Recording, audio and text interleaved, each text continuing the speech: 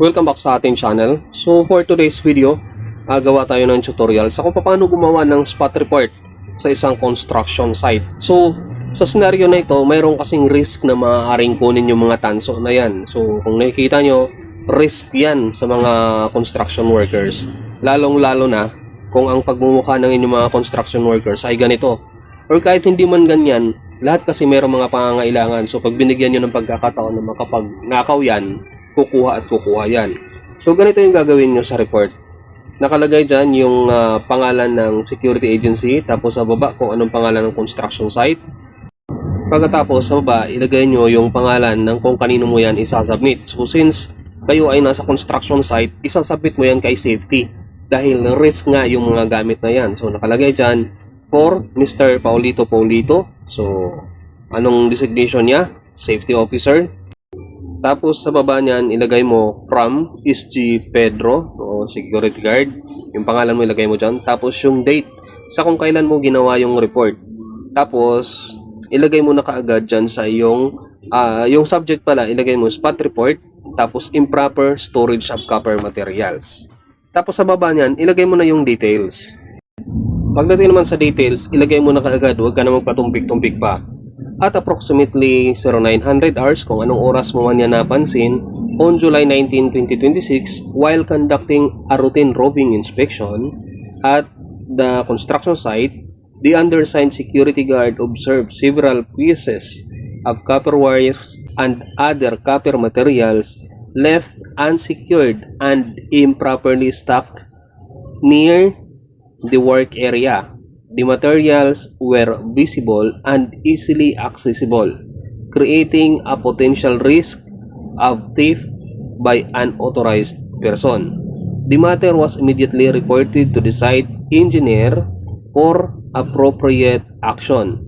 It is recommended that all copper materials to be properly inventoried, secured, and transferred to the designated storage area to prevent possible loss or theft. The report is respectfully submitted for your information and appropriate action. Tapos ilagay mo prepared by, tapos pangalan mo, tapos perma. Pero huwag ka munang aalis kasi maliban dito sa report na to, mayroon pang mga mahalagang bagay na dapat mong malaman. Pagkatapos mong gawin ang report na to, gumawa ka ng 2 copy. So kahit na sabihin natin na handwritten or Xerox man yan, basta gumawa ka ng 2 copy. So ang mangyayari niyan, 2 ang ipapasa mo, yung isa paparesiban mo.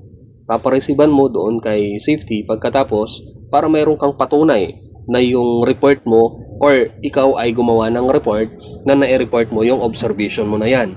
So ito ay spot report dahil ito nga ay maaaring mag-cause ng insidente ng pagkawala o pagnanakaw sa mga susunod na panahon, lalong-lalo na doon sa site na hindi natin alam kung ano yung pangangailangan ng mga tao. Tapos pagka ginawa mo naman yung report, i-fold mo ng maayos, lalong-lalo na kung ito ay nasa isang government na site, kasi yung mga empleyado na mga sip-sip gustong ma-promote kaya nangaapak ng kapwa-tao. Paano ka ma-promote? Hindi ka naman eligible. So hindi naman nangyayari yung ganyan sa gobyerno. Ang mangyayari yan, kahit na sabihin na pasok ka pa ng director, kahit na sabihin pasok ka pa kung sinong mataas na opisyal ng gobyerno, hindi ka ma-promote as director din kung hindi ka eligible. Sabihin natin high school graduate ka, nakapasok as maintenance, hindi yun mangyayari.